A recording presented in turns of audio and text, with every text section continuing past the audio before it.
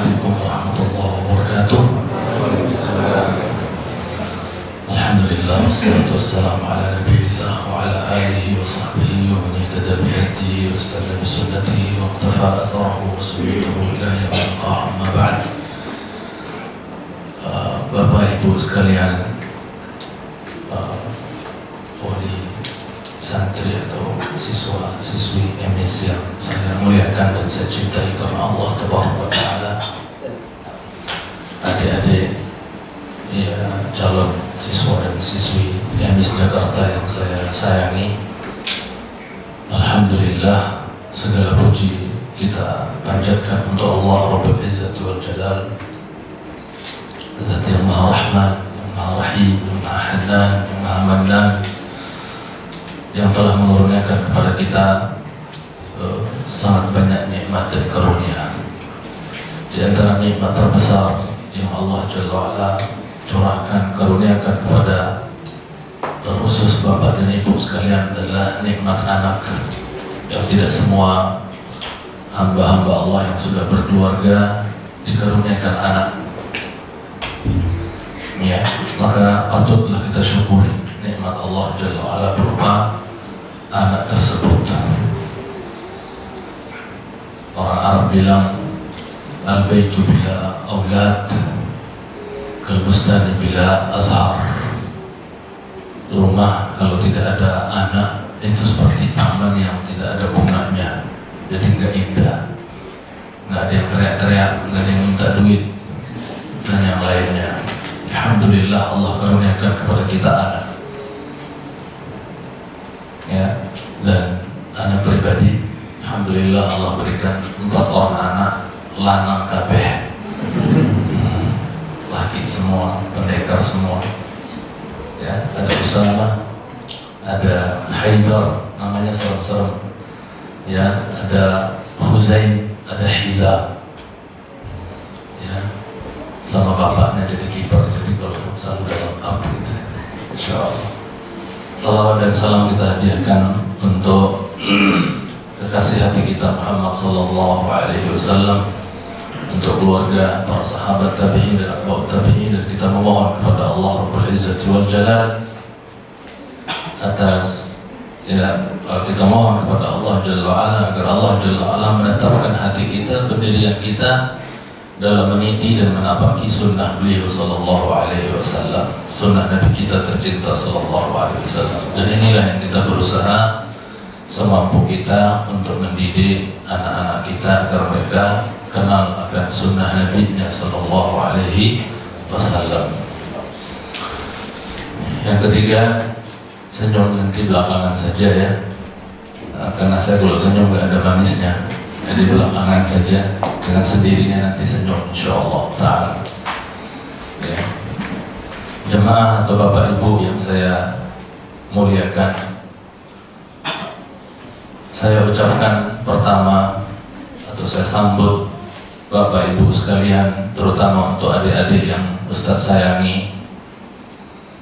Ustadz sambut kalian dengan sambutan hangat yang keluar dari lisan yang suci, lisan yang mulia, lisan khairul anam, ya, manusia terbaik yang pernah hidup di muka bumi ini. Khairu man wati'a thara, Muhammad sallallahu alaihi wasallam.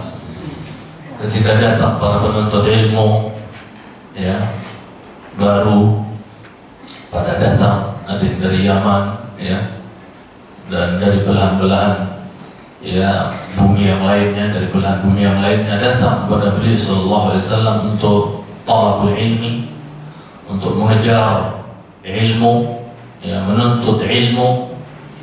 Maka beliau sallallahu alaihi wasallam saking senangnya dan bahagianya menyambut mereka, sebagaimana insyaallah kita di sini para guru, insyaallah Allah yang Maha tahu hati-hati kami gembira dan bahagia, senang, ya, atas, ya, kedatangan murid-murid baru, ya, siswa-siswi baru di MIS ini, untuk kita sama-sama, ya, menuntut, ya, ilmu Allah dan menuntut, ya, sunnah Rasulullah Shallallahu Alaihi Wasallam di sekolah ini. Maka Rasulullah SAW menyambut mereka dengan mengatakan marhaban bi talibil ilm. Selamat datang bagi para penuntut ilmu. Saya sambut adik-adik sekalian, ya, tulab talibat, banin maupun banat, dengan sambutan dari Nabi kita sallallahu alaihi wasallam, selamat datang bagi para penuntut ilmu. Semoga Allah Subhanahu wa taala memberkahi perjalanan kita di sekolah ini. Berapa tahun pun kalian nanti duduk belajar di sini, semoga Allah memberkahi perjalanan talabul ilmi kita, mengaruniakan kita ilmu yang nafi', menjauhkan kita dari ilmu yang tidak nafi', yang tidak bermanfaat. Kemudian semoga Allah memudahkan kita semua, dari gurunya, semua komponen di sekolah sampai siswa-siswinya, dimudahkan untuk bisa mengamalkan apa yang mereka tuntut selama ini selama mereka berada di sekolah ini, dari ilmu syar'i yang telah ditransfer, diajarkan oleh para guru di sini, agar menjadi bekal terbaik bagi kita untuk menghadap kepada Rabbul Izzati wal Jalalah setelah kita diwafatkan nanti oleh Allah Tabaraka wa Ta'ala. Itu harapan besar kami. Kemudian sedikit wejangan, mungkin yang namanya Ustadz nggak jauh-jauh dari wejangan walaupun saya Ustadz cetekan, tapi mohon izin untuk saya menyampaikan apa yang bisa saya sampaikan. Mudah-mudahan ada manfaatnya pada kesempatan yang berbahagia ini. Tolong nanti kalau waktunya habis. Bapak Ibu yang saya hormati dan saya cintai karena Allah Jalla wa'ala, pertama, sebelum saya sampaikan apa yang ingin saya sampaikan dari faedah-faedah seputar pendidikan, maka saya sampaikan dulu kepada Bapak Ibu sekalian apa yang disampaikan oleh Rasulullah SAW sebelum menasihati sahabat Mu'adz bin Jabal. Ana katakan dari hati, inni uhibbukum fillah. Sesungguhnya saya mencintai Bapak Ibu sekalian karena Allah Jalla wa'ala. Karena kalau bukan karena cinta kepada Allah, mungkin saya malas datang ke sini untuk menyampaikan faidah, untuk menyampaikan nasihat. Namun karena Allah, karena cinta, cinta karena Allah, karena itu kewajiban semua muslim agar mereka saling mencintai karena Allah. Syarat kesempurnaan iman adalah apa kata Rasulullah? Man ahabba lillah wa abghadha lillah wa a'ta lillah wa mana'a lillah faqad istakmala al-iman. Siapa yang mencintai karena Allah, membenci juga karena Allah, memberi karena Allah, enggak ngasih, enggak memberi juga karena Allah, sempurna iman orang itu kata Rasulullah SAW. Semoga kita sebagaimana yang Allah ungkapkan tentang para sahabat, kondisi keseharian kehidupan para sahabat radhiyallahu ta'ala ajma'in, Allah katakan Muhammadur Rasulullah, Muhammad utusan Allah. Sedangkan walladzina ma'ahu asyidda'u 'alal kuffar. Dan orang-orang yang bersama Muhammad siapa Para sahabat. Itu apa? Asyidda' 'alal kuffar, keras terhadap orang-orang kafir. Enggak kayak sebagian orang Islam yang dulu di zaman sekarang, orang kafir malah dibela-bela, diangkat-angkat, diusung-usung jadi pemimpin dan seterusnya. Itu orang dulu, bodoh, nggak belajar, jahil. Bersyukurlah kepada Allah berikan kita ilmu bahwa tidak boleh kita mencintai, membela, ngefans sama orang kafir. Mawaddah maksudnya mahabbah, cinta, tawadud dengan orang-orang kafir nggak boleh. Tapi orang-orang yang mencintai dan membela orang kafir, saya selip sedikit, kita katakan gak apa-apa. Karena setiap orang yang mencintai akan dikumpulkan kelak di akhirat bersama yang dia cintai. Anda bela Ahok, Anda cintai Ahok, dan seterusnya, silahkan apa-apa. Tapi Anda nanti satu kuali sama Ahok di neraka. Karena orang akan dikumpulkan bersama yang dia cintai dan dia ngefans kepadanya. Kalau kita cinta Rasulullah, mumpung gak dengan Rasulullah? Insya Allah. Kok jadi kesana Jemaah yang saya cintai dengan Allah Subhanahu wa ta'ala. Kita kembali bahwa Rasulullah SAW punya sahabat itu asyidda' al-kufar, keras sama orang-orang kafir. Tapi apa? Ruhama'u bainahum, sesama mereka itu saling berkasih sayang, saling mencintai. Dan mohon ya, wujudkan nanti di sekolah kita ini ya, apa? Tampakkan di sekolah kita ini apa? Tawadud tersebut, mahabbah ya, ruhama'u bainahum tersebut kita berusaha untuk wujudkan. Wali santri dengan para guru, guru dengan santri, dan semuanya keluarga besar yang di sini hendaknya kita tampakkan ruhama tersebut, saling berkasih sayang di antara mereka. Itu jemaah yang saya cintai, Bapak Ibu sekalian yang saya cintai dan adik yang saya sayangi. Kemudian masuk kita pada apa yang ingin saya sampaikan, bahwa Bapak Ibu wali santri yang saya ya muliakan. Dari mana mulai Ustaz? Iya. Sesungguhnya Islam, Bapak Ibu sekalian yang saya hormati, sebelum Bapak Ibu menaruh cinta dan sayang terhadap anak-anak Bapak dan Ibu sekalian, sungguh Islam sudah mendahului Bapak dan Ibu mencintai anak-anak Bapak dan Ibu. Jadi kalau saya tanya, Bapak Ibu sayang nggak sama anaknya? Semuanya akan menjawab sayang. Tapi ternyata Islam lebih sayang kepada anak dan ibu bapak. Islam yang hanif ini, agama yang mulia ini, telah mendahului bapak dan ibu dalam mencintai dan menyayangi anak. Kok antum mau raja Ustaz ngomongnya kayak gitu? Dari mana bisa ngomong kayak gitu? Ya, terbukti Bapak Ibu sekalian cinta Islam begitu sayang, kayak perhatian sama anak-anak. Ya, dari mana bisa kita lihat itu? Jauh-jauh hari Islam berkata kepada laki-laki yang belum nikah, Mas, pilih istri itu yang salihah, yang baik. Berarti untuk mempersiapkan calon ibu yang baik buat si anak. Jauh-jauh hari ibu-ibu, ya, maksudnya akhwat-akhwat, ya, Islam sudah katakan kepada dia, Mbak, pilih suami itu yang benar, yang genah, yang saleh, yang baik agama dan akhlaknya. Itu kalau kita urai dalil-dalilnya, tuh gak ada waktu Bapak Ibu yang saya hormati. Ya, dari sebelum anak itu ada, Islam sudah apa? Menunjukkan bagaimana kecintaan, ya, sayangnya Islam terhadap anak tersebut. Betul-betul ya, Islam itu menginginkan kebaikan dan kebaikan buat anak tersebut, buat anak-anak kita dari sebelum dia ada. Maka Rasulullah mengatakan, takhayyaru li mutafikum. Ini muncul lampu sama yang di luar-luar yang suka ngamuk-ngamuk itu.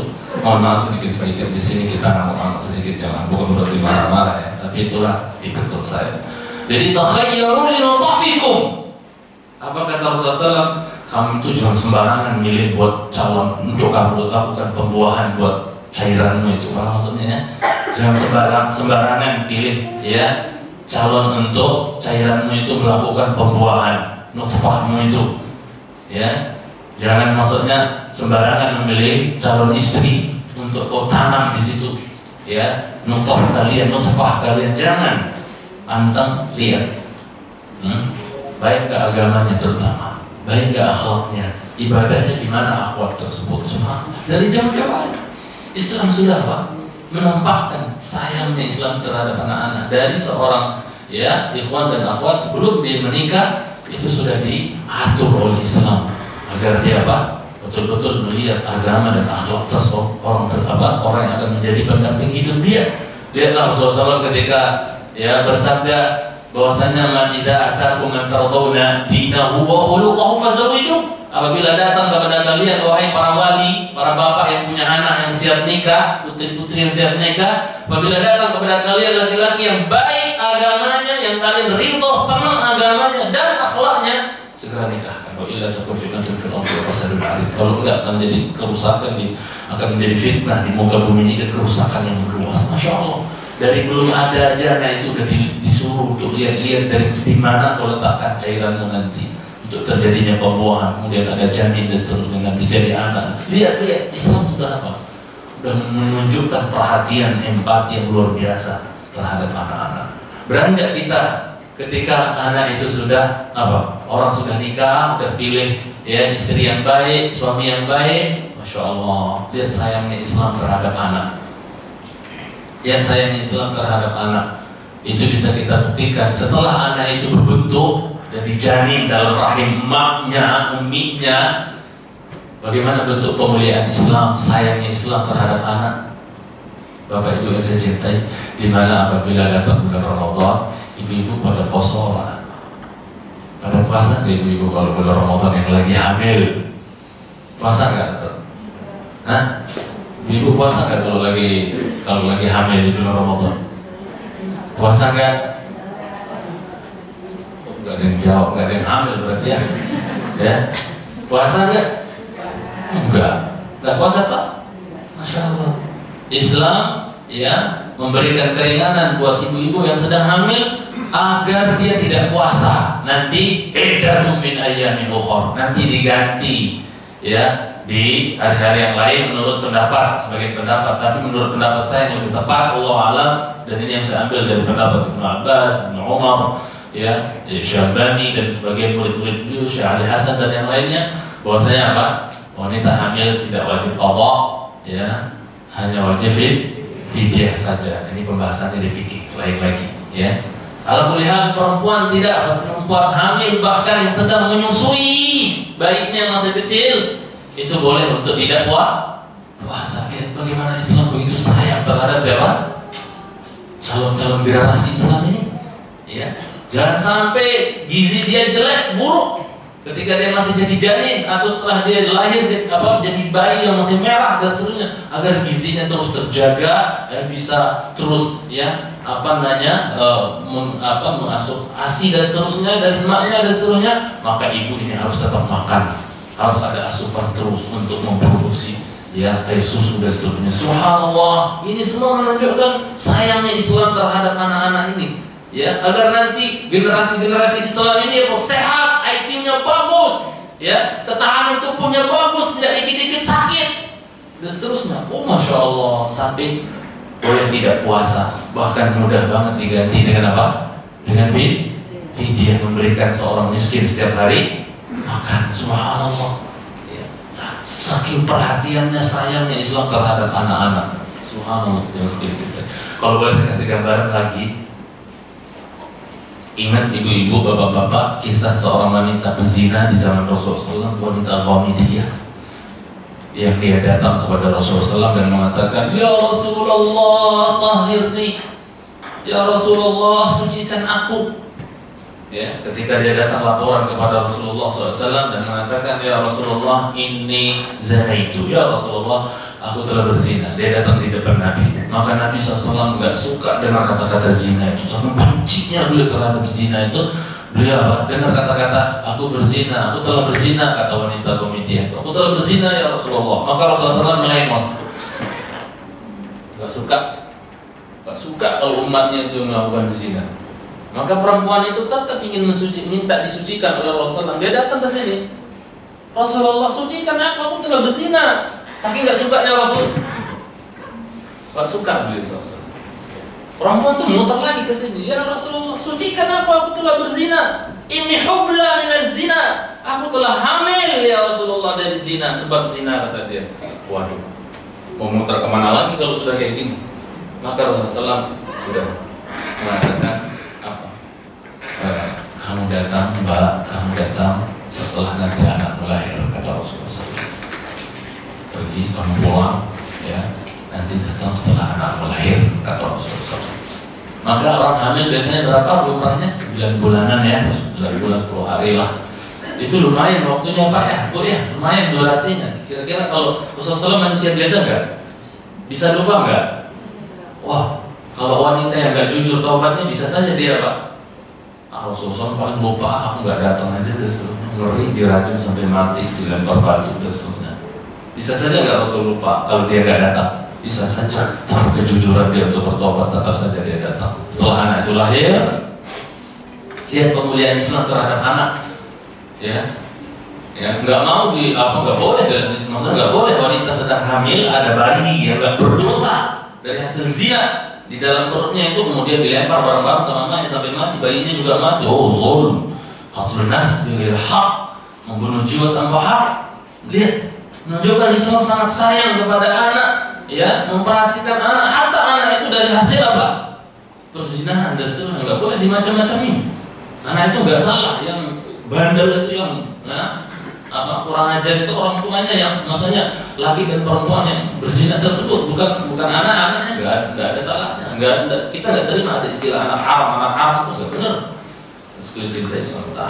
Baik, ya. Maka apa yang sekali cintai Bapak Ibu yang saya cintai SWT, ya. Begitu anak itu lahir, datang perempuan ini, jujur dia, ya Rasulullah tahirnya, ya Rasulullah sucikan aku. Maka Rasulullah mengatakan, pulang Mbak, ya, pulang kau sampai kau susuin anakmu berapa?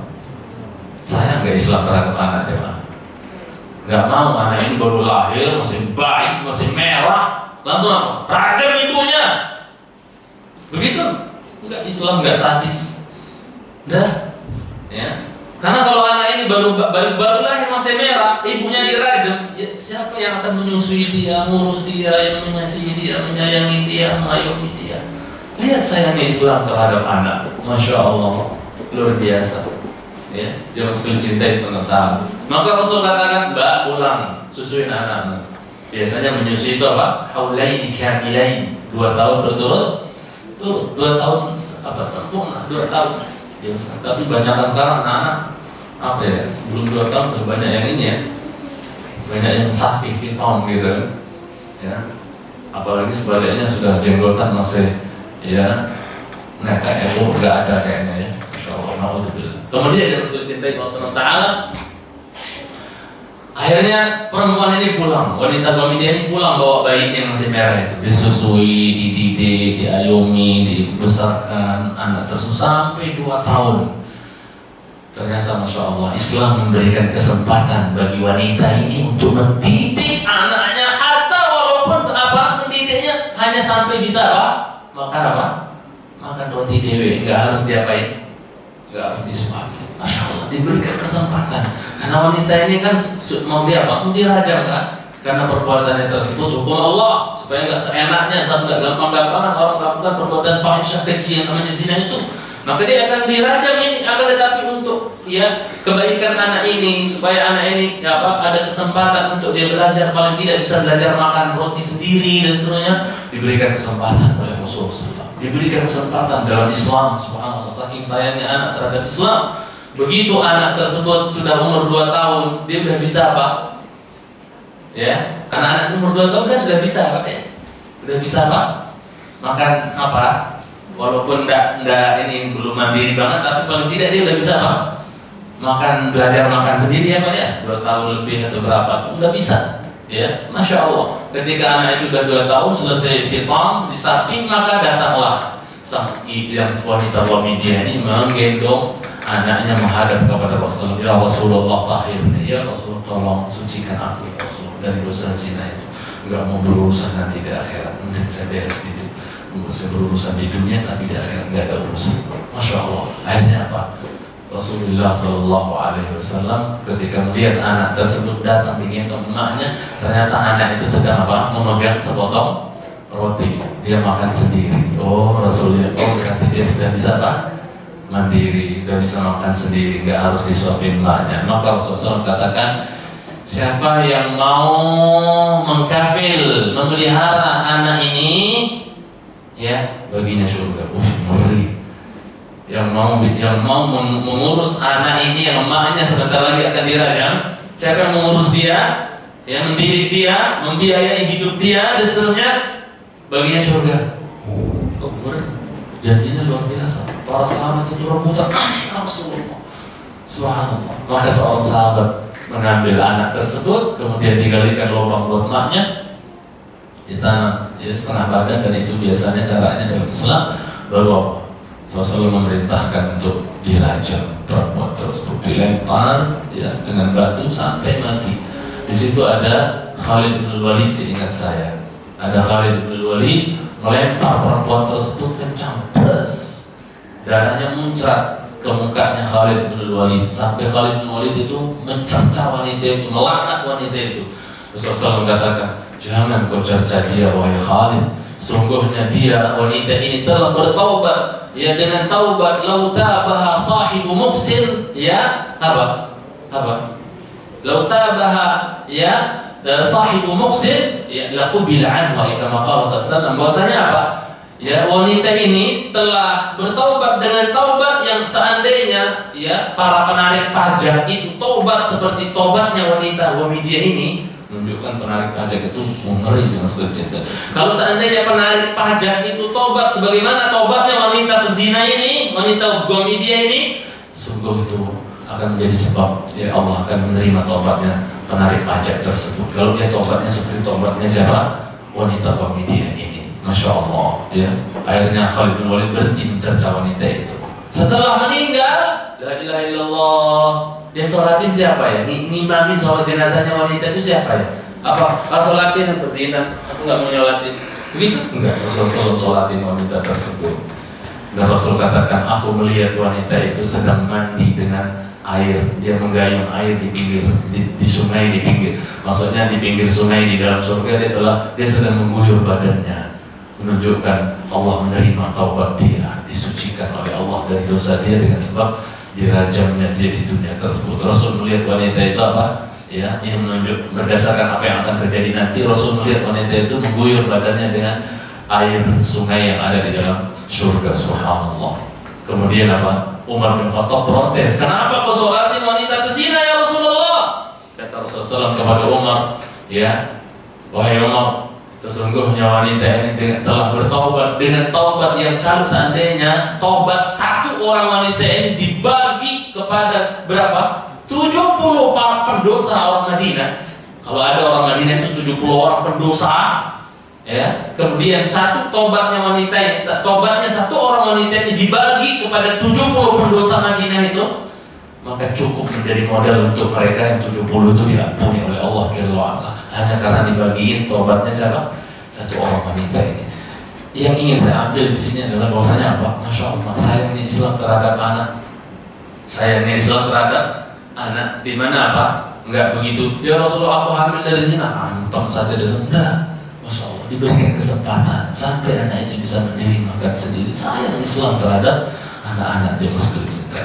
Kemudian Bapak Ibu yang saya hormati, yang namanya mendidik anak-anak itu persis, kalau boleh saya kasih ilustrasi, seperti orang bangun rumah atau orang bangun istana. Persis seperti orang bangun rumah. Saya tanya dulu, bangun rumah itu butuh biaya banyak nggak Pak ya Bu ya? Butuh biaya nggak? Nah, maka ketika kita dalam proses mendidik anak kita butuh biaya nggak? Imam Syafi'i dalam 6 syarat biar orang dapat ilmu, kata Imam Syafi'i, nomor 3-nya apa? Bulghah, adanya zat, adanya modal, perjuangan, ya, perjuangan. Lihatlah ibu-ibu salaf dahulu, ya, orang tuanya orang salaf dahulu. Sufyan ats-Tsauri, emaknya tukang jahit, empot-empotan, keren jahit, buat biayain anaknya menuntut ilmu. Sufyan ats-Tsauri jadi imam besar, imam Ahlus Sunnah wal Jamaah, pengorbanan emaknya. Maka sering dikatakan setiap ada orang besar pasti di belakangnya ada perempuan, entah istrinya atau emaknya, ya. Terbukti itu, Masya Allah. Nah, Imam Syafi'i bisa jadi imam, ya, itu apa? Jangan tanya Imam Syafi'i, tanya emaknya siapa. Emaknya Imam Syafi'i, murni perjuangannya, padahal kereknya tenang, miskin tenang, fakir, tapi perjuangannya luar biasa untuk sang Syafi'i, seorang imam besar. Ya, sampai rumahnya dilelang untuk untuk anaknya menuntut ilmu. Subhanallah, yang sekali cerita sementara. Imam Malik, ibunya dari kecil lah, ya, ini panjang kalau kita ceritain bagaimana ibu-ibu salaf, orang tua, bapak-bapak salaf dulu mendidik anak-anak mereka. Subhanallah, akan jadi satu ceramah yang panjang yang harus diceritakan Allah Subhanahu Wa Taala. Jadi yang namanya bangun rumah itu butuh biaya, butuh perjuangan, empot-empotan, apalagi di Jakarta. Oh, Masya Allah, bangun rumah Jakarta yang ngeri, ya kan? Ya, subhanallah. Butuh biaya, butuh perjuangan, butuh pengorbanan. Ya, begitu juga dalam mendidik anak, ya, butuh perjuangan, butuh pengorbanan. Dia mesti dicintai Allah SWT. Mendidik anak seperti membangun rumah, saya katakan tadi, yang sangat inti dalam sebuah bangunan, gedung, rumah, istana, yang sangat inti, nomor satunya apa jemaah cinta? Fondasi, asas, fondasi. Kalau fondasinya, asasnya kokoh, insya Allah bangunan itu Mengecewakan nggak ke depannya? Insya Allah enggak. Itu di mana tuh, daerah mana yang ada gedung tinggi doyong? Di mana tuh Pak? Hah? Hah? Di mana? Kecewa nggak itu? Ininya, developernya atau apanya itu? Oh, kecewa berat. Karena apa? Fondasinya masalah, nggak kepake kok. Ngecewain nggak itu? Stres nggak kira-kira yang bawa itu? Oh, berapa itu kerugiannya? Ya enggak? Masya Allah. Karena apa? Masalahnya cuma apa? Fondasi. Ya, fondasinya ada masalah. Ya, arsiteknya mungkin lagi galau kali bikinnya dan seterusnya atau gimana dan seterusnya. Subhanallah. Yang sekali cintai sebentar. Ya, jadi kalau fondasinya baik, kokoh kuat dari awal apa fondasinya baik, kokoh kuat, kedepannya insya Allah akan berdiri. Ya, menjadi sosok bangunan rumah yang kokoh kuat. Mau didar lagi di atasnya, fondasinya sudah apa? Kokoh kuat. Insya Allah nggak akan masalah. Ya, subhanallah. Kecuali Allah takdirkan gempa yang berskala ngeri gitu ya, lain masalah, itu musibah. Masya Allah. Kemudian yang sudah cintai berarti sebaliknya, kalau fondasinya nggak beres, ya doyong, hancur, mengecewakan. Rumah itu ibarat anak kita, jemaah yang saya cintai. Ilustrasi saja, berbulan-bulan. Rumah itu ibarat anak kita. Anak kita ini, ya, kalau kita ya taksis, kalau kita tanamkan dari kecilnya, dari usia dini, TK, usia SD, ya SMP dan seterusnya, kita tanamkan nilai-nilai akidah yang baik, tauhid yang baik, keimanan yang baik, ya, kenalkan kepada Allah, kenalkan nabinya, kenalkan dinul Islam yang berdasarkan dengan dalil sebagaimana dalam ya usul salasah Syekh Muhammad bin Abdul Wahab. Kita tanamkan itu. Kemudian kita tanamkan akhlak insaniyah yang fadilah, yang karimah, yang mulia. Kita ajarkan akhlak Rasul kita, kalau makan begini, masuk rumah begini, masuk WC begini, keluar WC begini, tidur begini dan seterusnya. Masya Allah, jadi qurratu ain, sejuk mata itu melihatnya. Sejuk. Anak begitu bangga dengan anak saya. Mohon maaf ini saja. Dari kecil saya selalu ajarkan, nah sore itu setan bertebaran. Masuk ya nak ya. Tutup pintu pakai bismillah. Hanya berapa kali saya ucapkan kata-kata itu, anak saya masih 2-3 tahun itu. Maksud saya apa namanya? Yang kecil. Saya tanamkan, ya. Kalau saya sore itu setan bertebaran, masuk, nggak boleh keluar, ya. Masuk, ya. Setelah maghrib, setelah sholat nanti apa? Boleh keluar lagi, mau apa dan seterusnya, mau belajar, mengaji apa dan seterusnya, boleh. Tapi begitu sore-sore itu menjelang maghrib itu setan lagi bertebaran, karena setan itu ya matahari itu terbenam di antara dua tanduk syaitan. Udah saatnya bertebaran sudah. Anak-anak itu harus masuk, kata Rasulullah SAW. Ya, subhanallah. Maka apa? Anak saya itu, masya Allah, alhamdulillah. Jadi semua kita bisa praktek itu sama. Jadi semua anak itu sama. Kalau kita didik, kalau kita biasakan, dia akan ini. Jadi apa? Hanya berapa hari saya contohkan seperti itu. Ujung-ujungnya dia yang teriakin adiknya kalau masih di luar adik. Dia yang masuk. Setan lagi rame, lagi bertebaran, kata Abi, masuk. Tutup pintu bismillah. Kita bangga, nggak gagal. Maksudnya tergantung kita bagaimana membiasakan anak tersebut. Uminya nggak bakal ngasih dia makan atau minum susu sampai dia bilang dulu apa? Bismillah.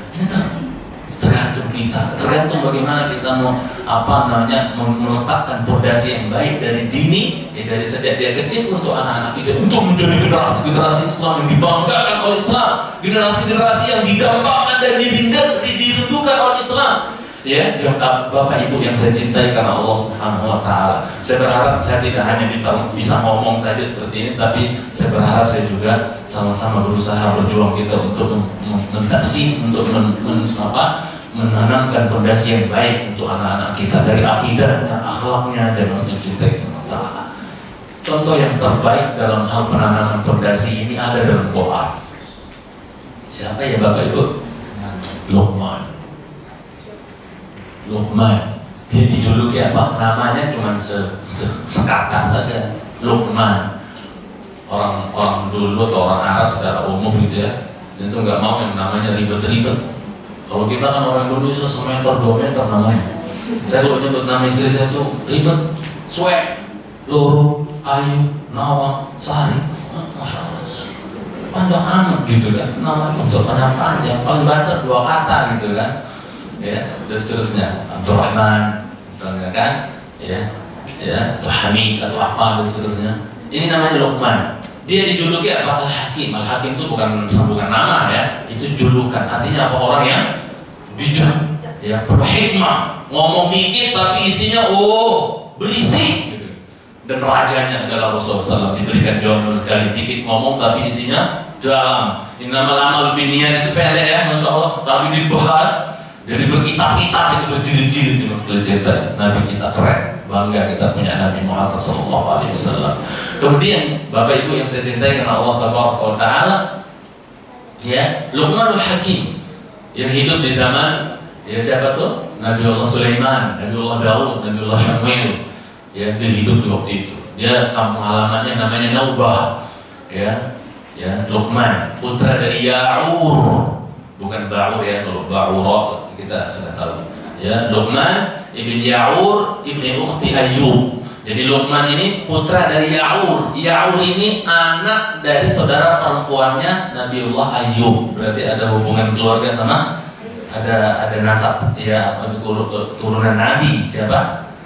Luqman ini dia masuk ke cinta. Dan dari segi tampang bapak ini 1 juta kali lebih buanteng dibandingkan Luqmanul Hakim itu. Kalau kita ceritakan bagaimana komentar para ulama tafsir tentang fisiknya Luqmanul Hakim, mungkin majelis ini ketawa semua kalian. Tapi masya Allah, sosok yang Allah nggak lihat tampangnya ini, itu diabadikan nama dia dalam Al-Quran menjadi sebuah nama surah Luqman. La ilaha illallah. Ya, surah Luqman. Masya Allah. Ya, Luqman. Dia tinggal apa? Dia tinggal di Naubah. Dan tahu gak Bapak Ibu apa profesi dia? Dia kan banyak belajar sama Daud itu, ya. Banyak belajar sama Daud. Kalau kita pelajari ayat-ayat tentang ceritanya Luqman dengan Daud alaihissalam tuh, tentang apa dia melihat Daud bikin di baju besi dan seterusnya, berarti menunjukkan dia banyak belajar dari Daud alaihissalam. Luqman itu, masya Allah. Jadi orang tua juga dituntut untuk belajar. Jangan anaknya digenjot belajar. Bapaknya nggak pernah baca, nggak pernah ngaji, ya biye. Ibunya malas ngaji, gak mau belajar, gak mau baca, gak mau dengar apa, gak mau nonton acara TV yang bagus, yang ceramah atau apa, ya piye? Atamuruna an-nasa bil birri wa tansawna anfusakum. Apa kalian nyuruh orang berbuat baik, anak kalian disuruh baik, ya? Tapi kalian lupa diri kalian sendiri. Jangan, ya. Karena kita sebagai orang tua ini kan guru ya Pak ya, Bu ya. Guru pertama. Guru-guru di sekolah itu kan pembantu dalam mendidik, maksudnya membantu, menyokong kita untuk mendidik anak-anak kita.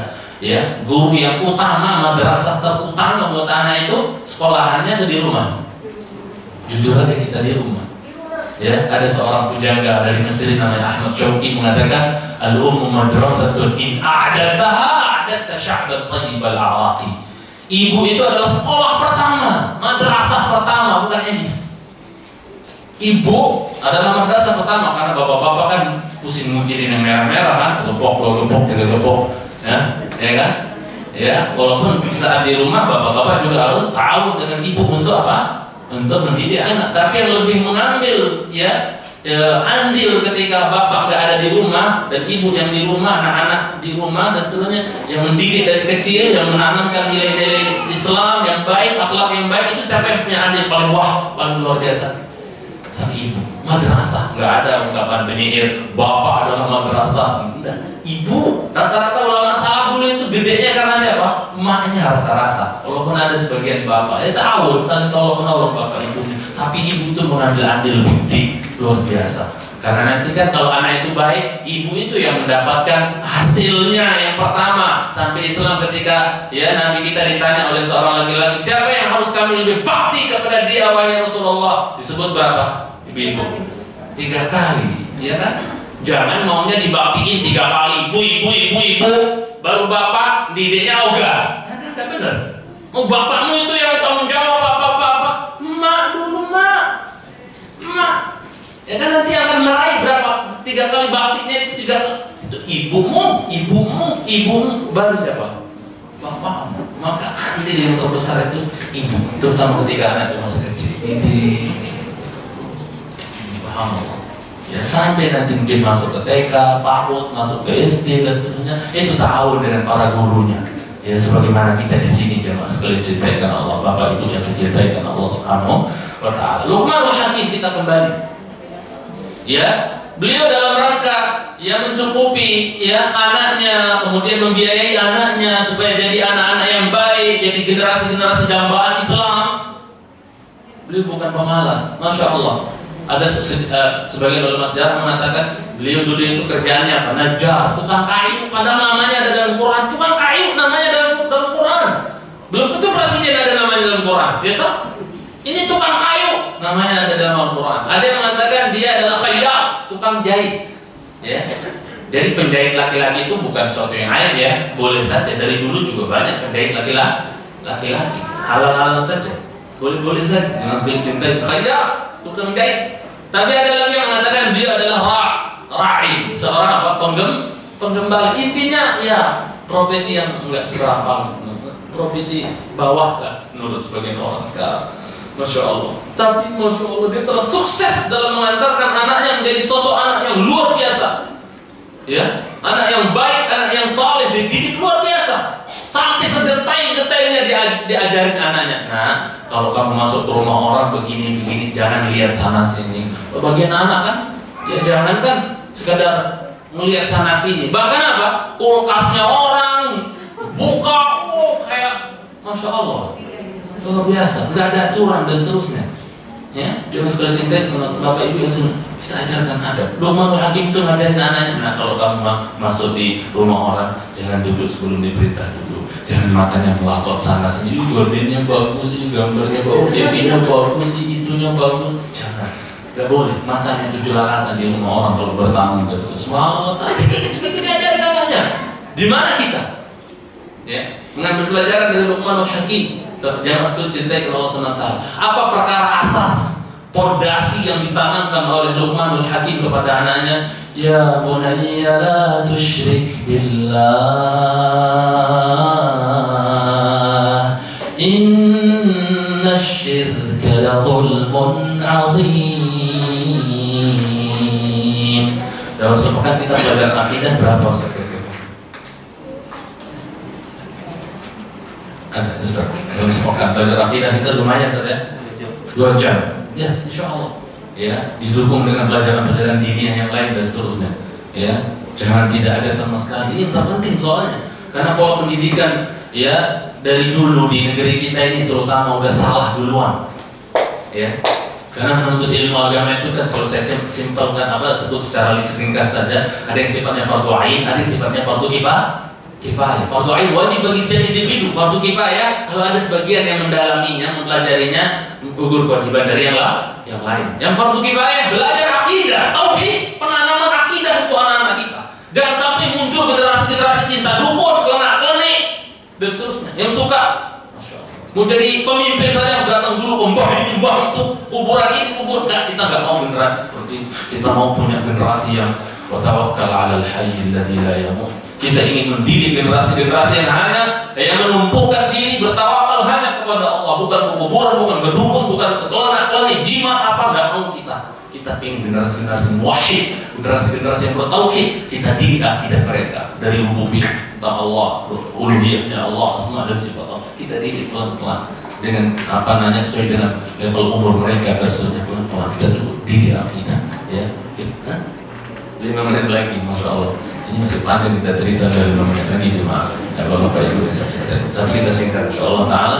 Ya, jadi seperti itu. Luqman menanamkan ada yang bentuknya fardu ain seperti belajar akidah, tapi tadi ada yang bentuknya apa?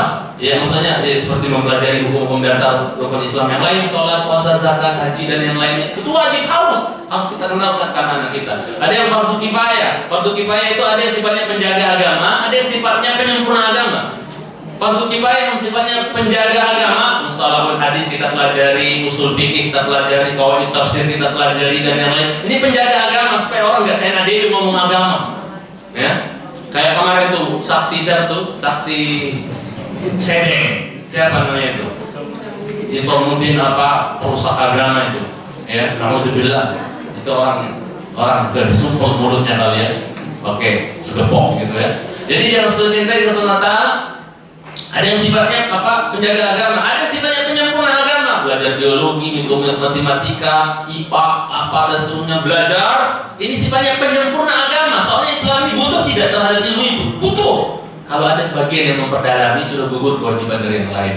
Cuman yang fenomena yang sangat kita miris, di mana sebagian sekolah bahkan kebanyakan sekolah ini yang sudah bergeser darinya teman jamaah sejuta sudah bergeser sehingga generasi itu kadang-kadang Allah musta'an ya, di mana apa pelajaran umumnya habis-habisan paling dikejar gitu kan ya sehingga pelajaran agamanya akidahnya dilalaikan ya, itu yang menjadikan apa jadi yang lebih dikedepankan itu ilmu yang sifatnya fardu kifayah penyempurna agama dibandingkan yang sifatnya fardu ain. Ini yang menjadi masalah dari dulu sehingga generasi-generasi ini korupsi apa nggak jujur, nggak ada rasa takut dalam hati, nggak ada penanaman akidah yang kokoh yang cukup dalam hati itu nggak ada. Akhirnya muncul generasi-generasi abal-abalan, pemimpin-pemimpin abal-abalan, pencitraan semua dan seterusnya. Namun karena ini sudah bergeser dari sekolah pendidikan kita. Ya, akidahnya itu gak ditanam benar-benar udah sibuk dengan yang keduniawian.